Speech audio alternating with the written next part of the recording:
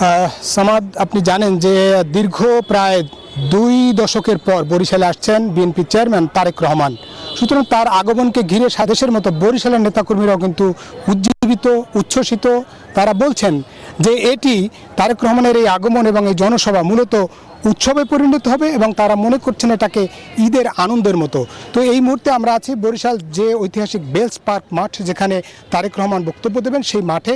এখন কিন্তু মাঠের মঞ্চসজ্জার কাজ চলছে এবং সারা দেশেই কিন্তু আমরা দেখছি যে এই তারেক রহমানের আগমনকে ঘিরে প্রত্যেকটি জেলা, উপজেলা, ইউনিয়ন, ওয়ার্ড থেকে নেতাকর্মীরা আসবে, তার একটা প্রস্তুতি চলছে। এই মুহূর্তে নেতাকর্মীরা কিন্তু মঞ্চেও আসছেন, তারা মঞ্চ পরিদর্শন করছেন। আমরা যেমনটা জানতে পেরেছি যে প্রায় লক্ষাধিক লোকের সমাগম হবে। একটা সময় হয়তো এই মাঠে আর ধারণ ক্ষমতা থাকবে না, তখন চারপাশে নেতাকর্মীরা ছড়িয়ে থাকবে।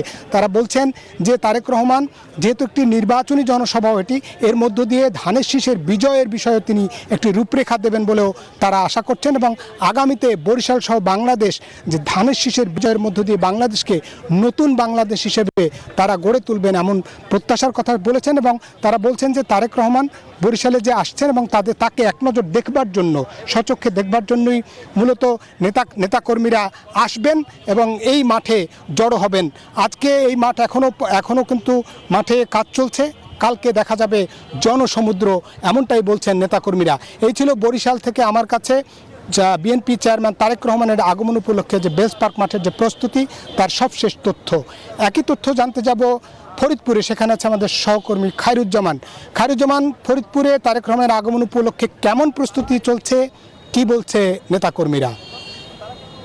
প্রস্তুতি প্রায় সম্পন্ন করেছি এবং আমরা মনে করি যে আগামীকাল ফরিদপুরের স্মরণকালের সর্ববৃহৎ জনসমাগম হবে এবং এই সফরের মধ্য দিয়ে ফরিদপুরবাসীর প্রত্যাশা পূরণের একটা স্বপ্ন আমরা দেখছি এবং আমরা মনে করি যে এই অঞ্চলের জনমানুষের যে আকাঙ্ক্ষা, সেই আকাঙ্ক্ষা বাস্তবায়নের জন্য আমাদের যে কিছু দাবি রয়েছে সেই দাবি আমাদের চেয়ারম্যান প্রত্যাশা অনুযায়ী পূরণ করবেন এবং আমরা আমাদের পক্ষ থেকে যাবতীয় প্রস্তুতি সম্পন্ন করেছি।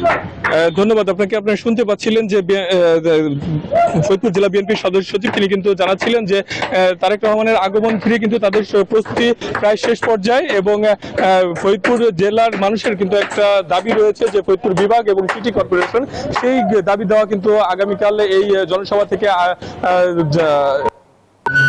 পূরণ করা হবে, এমনটা কিন্তু জানানো ছিল। তো এই ছিল আমার কাছে সর্বোচ্চ সংবাদ।